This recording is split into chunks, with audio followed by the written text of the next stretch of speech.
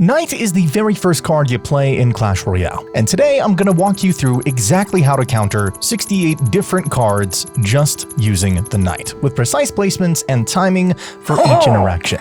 Knight is a hard counter to most ground cards under 3 Elixir. The spirits and skeletons are easily absorbed by the Knight's high health pool, preventing a truckload of damage from the Fire Spirit, and also allowing for a King Tower activation by the Electro Spirit. The key here is understanding that the Knight's 3 Elixir cost means you'll often be making neutral or even negative trades against these cheaper cards, but the health he retains afterward makes it worth it for the counter push potential. When facing goblins, you simply drop your Knight next to your tower to block its hits while the tower finishes them off. You want to place him about 1 tile away from the tower, not directly on top of the goblins, because this gives your tower time to lock onto them and start dealing damage.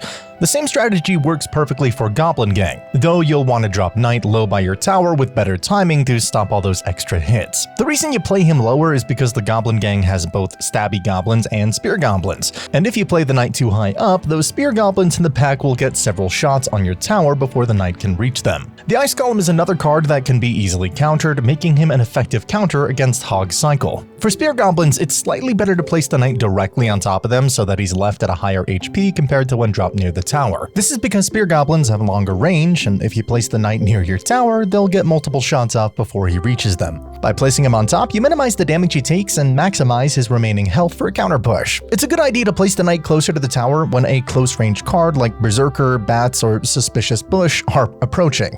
This gives the tower extra time to add some shots in before the Knight even engages. The tower damage stacks up quickly, and when combined with the Knight's own damage output, these cards get deleted before they can cause any problems. Barb Barrel gets easily countered as well, just like that. For the Barb Barrel specifically, you want to time your Knight placement so he spawns in just as the Barbarian is about to hit the tower. If you play too early, you're giving the Barbarian hits on the Knight before your tower can help out. And obviously, the Knight easily counters the Knight as well. For range cards like Bomber and Archers, it's a good idea to place the Knight directly on top of them. The extra hits the Knight gets on them makes a significant difference in the health which he retains. When the Archers are split between lanes, playing him in the center makes sure he can soak all the damage from both archers while your towers help take him out. This center placement is crucial because it ensures both your princess towers can target the archers. Wall breakers can be fully countered with perfect timing and position. This is a relatively harder play, but absolutely worth learning to easily counter them. You need to place the Knight right in the path of the wall breakers, about 2 tiles in front of your tower, and then the timing has to be precise.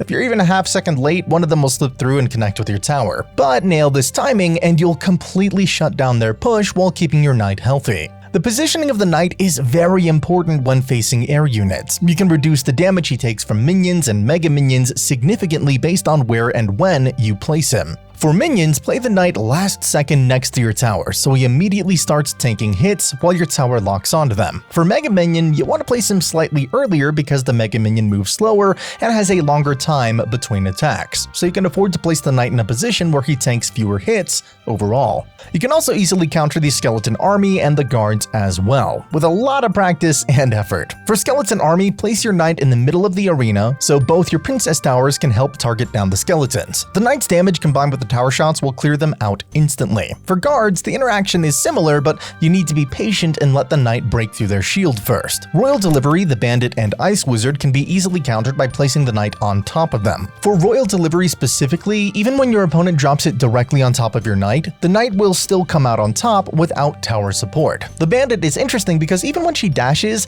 the Knight's health pool is deep enough to survive the dash damage and take her out. Ice Wizard is one of the easiest counters since his damage output is so low that the Knight barely loses any health. Firecracker can also be used to activate your King Tower, making this a somewhat positive trade based on the deck your opponent has. Place the Knight in front of your King Tower, slightly to the left or right side, and the Firecracker will hit your King Tower. This is massive because King Tower activation changes the entire defensive dynamic of the game. The Evolved Firecracker is exactly the same, but be careful as it can hit the other tower. Miner can be easily countered as well thanks to the high HP the Knight has. Simply place the Knight on whatever the Miner is targeting, and even though the Miner gets reduced damage thanks to the Crown Towers, the Knight's DPS is more than enough to take him out quickly. The Dark Goblin speed nerf allows the Knight to fully counter it pretty easily now. Before the nerf, Dark Goblin would always get in tons of damage, but now the Knight can actually catch up to him. Countering a princess isn't difficult either. Just place the Knight at the bridge when she's walking up from the back, and he'll take her out before she reaches your tower. Royal Ghost is a pretty easy counter too, and you can also kite him at the center for both the towers to attack him. The positioning is a little tricky with Fisherman.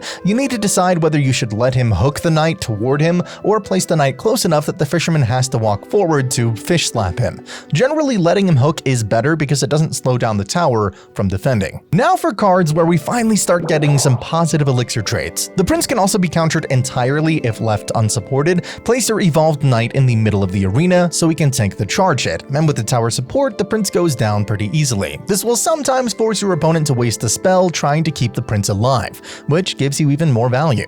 Musketeer can be entirely stopped easily with minimal skill requirement. Just place the Knight directly on top of the Musketeer as she's crossing the bridge, and she'll get maybe one shot off before dying. That is a +1 elixir trade right there. The Magic Archer is countered just like that too, but be sure not to miss or you'll lose 300 HP off your tower. The Goblin Cage Brawler and Valkyrie have similar stats, and hence the counters to both of them are quite similar. Place the Knight on top, let your tower help, and you got yourself an easy positive trade. You can counter the Battle Ram very effectively, taking no damage when you have the Cannoneer as the tower troop. The Goblin Demolisher can also be fully countered with the Cannoneer, and the Goblin Drill deals the least amount of damage in this manner. For Goblin Drill, place the Knight directly on top of where it spawns, and the Cannoneer will help clean out any goblins that pop up. Knight can also stop the Mini P.E.K.K.A. entirely by himself, even though Mini P.E.K.K.A. has one of the highest DPS values in the game. The Knight's health pool is just barely enough to outlast him with the tower support. You can use him to absorb damage from the Skelly Dragons as well, giving you a +1 elixir trade and a counter push. Similarly for Baby Dragon, you can soak up a lot of damage and end up with a better trade.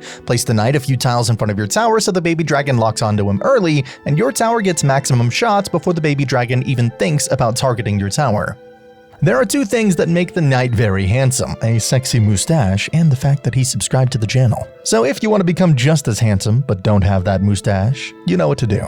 The Flying Machine is two-shot by the Cannoneer, which the Knight tanks for perfectly. Dark Prince and the Battle Healer are countered just the way we countered Mini P.E.K.K.A. earlier. Let the Knight tank while your tower deals the damage. Zappies and Furnace are best countered when the Knight is placed directly on top of them. For Zappies, even though they stun lock the Knight repeatedly, his health is so high that he survives long enough to take all three out. For Furnace, placing the Knight on top means he immediately starts killing the troop while tanking the fire spirits that spawn. Hunter is an interesting card to counter because placing him too close means the Knight takes a ton of damage from the shotgun blast, and placing close to the tower means the tower gets splashed by the Hunter's spread. The timing and position become crucial for this interaction. You want to place the Knight right on top of the Hunter, accepting that he'll take heavy damage, but it's still a positive defensive play. The Inferno Dragon and the Phoenix can be distracted easily with the Knight, also saving a lot of his health. For Inferno Dragon, place the Knight off to the side to kite him backwards, preventing him from ever locking onto your tower. For Phoenix, do the same kiting motion, but be aware that when the Phoenix dies, it does spawn that egg that the Knight will have to go back to destroy. The Knight is an effective counter against Lumberloon, as it can take out the Lumberjack all by himself. Sometimes when the opponent plays a naked E-Wiz, you can easily counter that too. Sniping the Night Witch dissects the opponent's Golem push, making it fairly easy to counter. The Mother Witch is countered fairly easily as well, without requiring the most precise placement. These are all easy positive elixir trades, which matter tremendously at the top ladder. These cards are usually present in very selective decks as support units,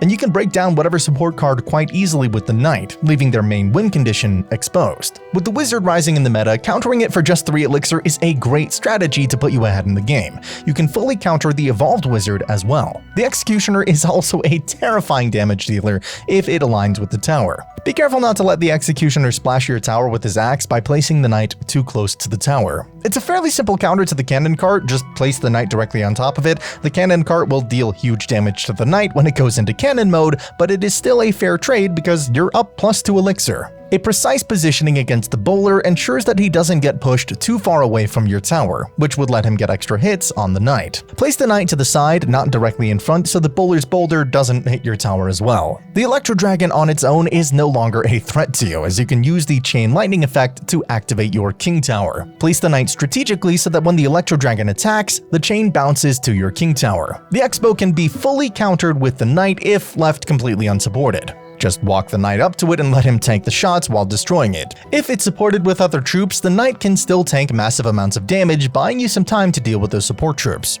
The witch can be a little tricky, but with proper positioning, you can save a lot of the knight's health. Place him directly on top of the witch so he kills her quickly before she can spawn too many skeletons that chip away at his health. The meta around the goblin machine was absolutely devastating when it first released. You can still gain a massive elixir advantage though by easily defending against it with a knight. Just place him on the goblin machine and your tower will clean him up. The flying version of the Spirit Empress can be countered effectively with Cannoneer as the tower troop, making Knight a hard counter once again. The Cannoneer's high damage capabilities combined with the Knight's tanking create an impenetrable defense. The Giant Skeleton and the Mega Knight can also be effectively countered, resulting in huge game-changing trades. For Mega Knight, place the Knight in the middle of the arena so both your Princess Towers can target him. This is crucial because Mega Knight has so much health that one tower alone just won't be enough. The evolved Mega Knight can also be countered as well, as both towers start hitting him simultaneously, effectively nerfing his threat level. If placed correctly, the Sparky gets fully countered as well, although it's highly unlikely your opponent sends in a naked Sparky at the bridge. Place the Knight right on top of Sparky and your tower will get her before she can charge up that second shot that would kill the Knight. Finally, for the champions, Knight is probably the only card which can counter Golden Knight, Archer Queen, Skeleton King, Little Prince, and the Monk very effectively. With such a large positive trade, the Golden Knight gets shut down even if he uses his dash ability. The Knight just tanks it and keeps on fighting. The Archer Queen, if she doesn't use her ability, gets taken out cleanly. The Skeleton King without his ability is an easy matchup, though if he does use it precisely, you'll need additional support. The Little Prince can be countered effectively even when the Guardian arrives to help out, and the Monk, despite his reflection ability, can't deal with the Knight's sustained damage output. The versatile nature of the Knight makes it a very strong card in so many decks across the ladder. From low arenas to top ladder, the Knight remains one of the most reliable defensive cards in the game. He might not have any special gimmicks, but his raw stats are utterly insane for his value. And just like the Knight, Skeletons also counter tons of other cards, making them an extremely defensive and useful card. This video right here covers 57 cards that the Skeletons can counter. I'll see you there.